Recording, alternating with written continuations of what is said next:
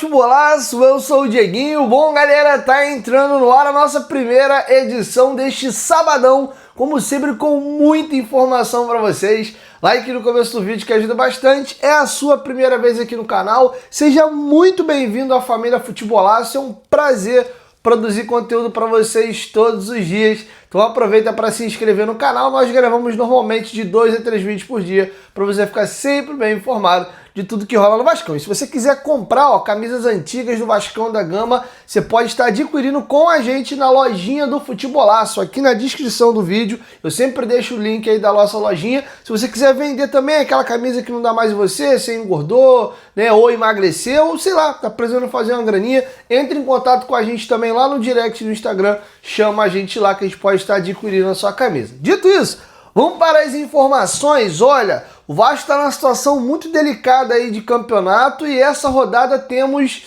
os famosinhos confrontos diretos. Liga o teu secador em casa aí. Agora às 4 da tarde a bola tá rolando para Fluminense e Fortaleza. Sei que você não gosta do Fluminense como vascaíno, mas pra gente seria interessante uma vitória aí do tricolor das Laranjeiras. O Ceará pega em casa o Bragantino, pra gente seria importante aí uma vitória do Bragantino. Um empate no pior dos cenários. O Ceará tem 22 pontos, era bom manter o Ceará ali mais próximo da gente. E aí a parada começa a ficar estranha.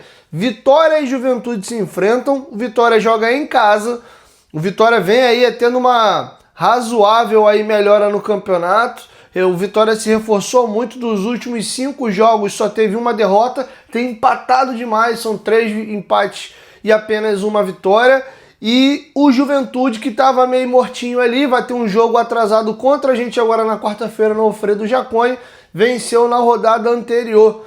E a gente precisa aí que o Juventude também não vença. Então, no melhor cenário para minha equipe, para segurar os dois, seria um empate. No pior dos cenários, até uma vitória do Juventude, ainda que o Juventude momentaneamente nos ultrapasse, porque a gente tem que focar sempre quantos pontos a gente está do primeiro time fora da zona. Então, ser o lanterna, o vice-lanterna, o primeiro na zona, o segundo, óbvio que é ruim ficar caindo, mas é sempre mais importante ter mais palpável o primeiro time fora da zona, que hoje é o Vitória. Mas o melhor resultado para a gente seria um empate, caso o Vitória vença, que eu acho que é o mais provável. Aí a situação complica um cadinho, porque o Vitória pula de 18 para 21. O time mais próximo para a gente catar é o Grêmio com 20. O Grêmio joga fora de casa contra o Galo. O Galo tá nesse intervalo de jogos agora aí da Sul-Americana e do Brasileiro. É até possível que eles poupem o time hoje, nem deu uma lida no noticiário do Galo,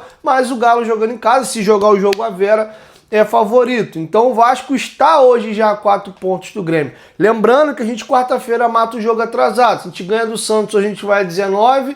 Se a gente empata o jogo hoje, faz 17, mas tem oportunidade nesse confronto direto com o Juventude pular para 20. Chegando a 20 no eventual derrota do Grêmio, empatando com o Santos e vencendo o Juventude, o Grêmio tem 5 vitórias, o Vasco chegaria à sua 5ª vitória também. Sendo que o saldo do Grêmio hoje é -8, do Vasco é -5. Então no saldo a gente conseguiria ali passar a equipe do Grêmio. Então é essas continhas que a gente está tendo que fazer nessa rodada. Por isso, perder hoje na Vila Belmiro seria uma tragédia, até porque o Santos desgarraria, pularia ali de 21 para 24. Então a gente tem que voltar vivo aí da Vila Belmiro, especialmente se puder vir uma vitória, maravilha, tá bom? Aí aqui tem Inter e Flamengo, já é um jogo que não interessa muito. Botafogo e Palmeiras também não, Mirassol e Cruzeiro também não, tá? Então esses são os jogos da rodada para você ficar ligadinho aí, beleza? Lembrando também que o jogo amanhã será marcado pelo reencontro de Neymar e Coutinho. Porém, é a primeira vez que profissionalmente eles vão ser rivais. Jogaram muito juntos na seleção brasileira, na seleção de base, se enfrentaram, teve uma final aí de base, Vasco e Santos no Sub-17, que o Vasco foi campeão em cima do Santos, com o Neymar e o Coutinho, cada um defendendo seus clubes de formação, mas profissionalmente vai ser a primeira vez que eles se enfrentam. Virando a chave agora, queria trazer um recado muito bacana para vocês da Golcase. Se liga nas baita promoções da Golcase, cupom em dobro. Em vez de 5, tá dando 10% de desconto. Garrafa Flip Pro, lançamento da Golcase, só o Vasco e o Flamengo por enquanto tem essa belezinha. 750 ml. Se liga com a bicha é moderna. Tem a opção de travamento aqui da tampa da garrafa. Eu destravo, apertei aqui, ó. A bicha abre. Você pode tomar normal aqui ou com ela inclinada. Fechou, travou, pronto. Não tem risco de vazamento da tua garrafa, nem ninguém ficar mexendo aqui, girando. Tá travadinha, você tem a alcinha aqui para carregar sua garrafa também. Design dela incrível, pô, coisa linda. Tem várias estampas, tá? Pode personalizar também com o seu nome. Tá saindo por menos de R$180. Use o cupom GOVASP. Nossa garrafa de entrada, modelo aí Urban, são várias estampas, não é só essa daqui. Menos de R$80. Use o meu cupom, ainda pega 10% de desconto. Cupom GOVASP. Você pode ir no QR Code da tela ou no link da descrição. Copo Vibe, meu parceiro. Esse aqui é o sucesso. Copinho térmico para manter tua bebida geladinha aí. Vai ver o jogo aí tomando um biricutico, um refrigerante, uma água. A galera aí que é de beber outras paradas aí também consegue. Você pode personalizar o seu copo, sendo que a Golcase tá com uma promoção muito bizarra. Nosso copo Vibe mais garrafa Fresh vindo de brinde à base de silicone, meu parceiro. Sabe quando tá saindo esse combo? Essa base de silicone costuma R$40. Tá vindo de brinde, copo Vibe mais a garrafa Fresh de 950 ml, R$260. O nosso copo normalmente é 100 e a garrafa na casa aí de 150. Você leva tudo, pega o desconto e ainda ganha a base de silicone. Ó que descontão, ó que maravilha, tá? For comprar nossa garrafa avulsa hoje, tá saindo na casa aí de R$160 usando já o nosso cupom. São várias estampas, olha lá que alguma coisa vai te agradar. Capinha de celular, comprando uma, a segunda sai de graça por menos de R$50. Você leva 2 capinhas do Vascão da Gama, beleza? Golcase, parceira do canal Futebolado. Bom, virando a chave agora, vamos começar a falar da partida e olha, tem muita novidade, muita situação pra gente debater. Tá passando para vocês aí na tela, o Vasco divulgou a lista de relacionados e tem uma renca de novidade, tem jogador com lesão de joelho, vou explicar já já, mas vamos à lista de relacionados. Goleiros, tudo igual, Fusato, Léo Jardim, Pablo. Laterais, Paulo Henrique, Puma Rodrigues, Piton e Vitor Luiz. Primeira info, Leandrinho ficou fora da relação, teve com a seleção brasileira sub-20, né, jogou os amistosos lá, foi titular inclusive, voltou e não pegou relação. Zaga, Lucas Freitas, Lucas Oliveira e Luiz Gustavo. O Luiz Gustavo, que foi reserva na seleção, pegou relação. E o Vasco só levou 3 zagueiros. Caramba, Dieguinho, cadê o resto? Maurício Lemos não foi relacionado por questão técnica. O Diniz entendeu que ele não merecia ser relacionado para a partida. Minha pergunta do milhão aqui, o Lemos está pior que o Lucas Oliveira? É um questionamento que eu faço. E deixando claro aqui que eu também não oportunizaria mais o Maurício Lemos, não gostei nem um pouco dos jogos dele, joga muito pouco e falha muito. Uma tragédia contra o Del Valle, fez aquela bizonhice lá no jogo do Mirassol, um zagueiro lento, o Diniz joga com linha alta aí, é complicado e difícil a situação. Indo agora para volantes, Barros foi inclusive destaque aí na foto, acho que tem boa chance até de ser titular amanhã, Coutinho, Estrela, tá a novidade aí do Estrela, Hugo Moura, Jair, Paulinho, Tietê e Thiago Mendes.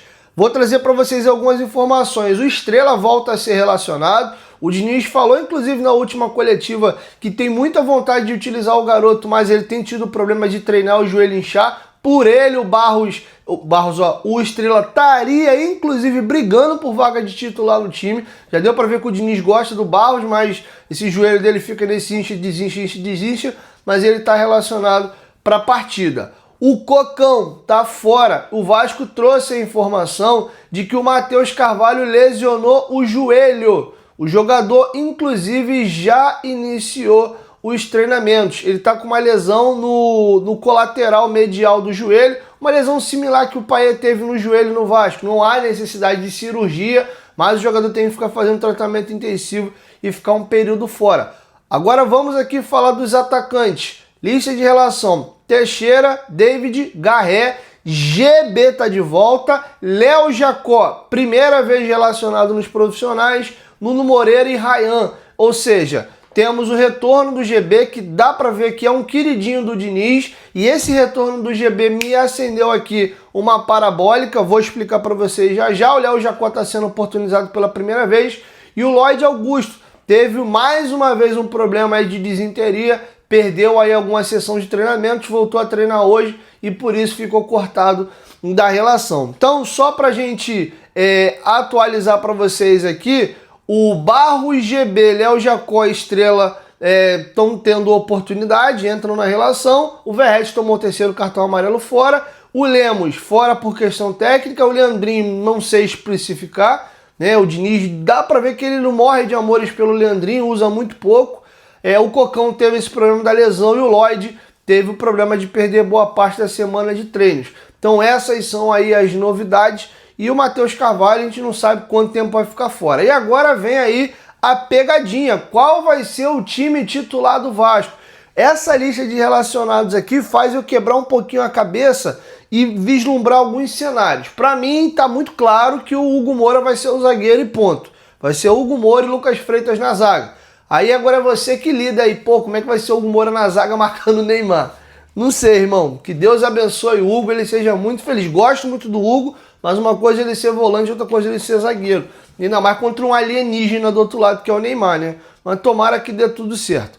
Com o recuo do Hugo Moura para a zaga, porque ele não confia no Lemos, ele não vai do nada parir o Lucas Oliveira, e acho muito pouco provável que ele entre com dois zagueiros canhotos aí, botando um para jogar torto. O Luiz Gustavo é muito garoto, quase não jogou no profissional, e o Lucas Freitas nunca vi ele jogando pela direita. Se for para ele forçar uma barra, seriam os dois. Mas conhecendo o Diniz, ele já usou o Hugo Moura algumas vezes de zagueiro, até iniciando partida. Para mim vai ser Hugo Moura e o Lucas Freitas. Ele já usou o Hugo Moura até de zagueiro pela esquerda começando o jogo, salvo engano, contra o CSA. Então para mim tá claro que hoje a zaga dele vai ser Hugo Moura e Lucas Freitas, e deve ser essa zaga até o Vasco contratar. Agora que vem a problemática. O Hugo Moura é o nosso 5 incontestável hoje dentro do que a gente tem de peças e o que os seus concorrentes apresentaram. Quem fica com a vaga do Hugo Moura na zaga? É a preocupação que eu tenho. Lembrando que Piton e Paulo Henrique vão fazer a lateral. O Barros não foi tirado do América Mineiro assim à toa. Não iam trazer um moleque para não usar. Me chama a atenção o Vasco ter botado ele como foto de destaque da lista de relacionados. Eu acredito que o Barros tem boas chances de ser o titular. É a posição dele, é um moleque de intensidade, é um moleque novo. O Diniz deve ter pego esse período que ele voltou para ele treinar o moleque, observar, ele aprender a forma e os mecanismos de jogo. Ele fala muito que não é só ter qualidade, o jogador tem que entender o modelo de jogo dele, o que ele quer. Então, de repente, ele pegou essas 2 semaninhas aí para dar uma lapidada no Barros, pintou a oportunidade agora de precisar de um volante, já que não tem outro, é o Hugo Moura mesmo que vai para a zaga. Então acho que são boas as condições. O Thiago Mendes, o Vasco tem divulgado algumas fotos do treino, ele está muito forte, seco, mas não é só questão de massa magra. Você vai pegar aí marombeiro de academia, outras pessoas que são fortes, mas às vezes o cardio do cara não tá bom, né? Uma coisa é ter massa magra, tá no peso, outra coisa é você tá com ritmo de jogo e com intensidade e resistência. Então, o Thiago Mendes vai levar um tempinho para tirar o mundo árabe aí do corpo ainda. Isso é até comum.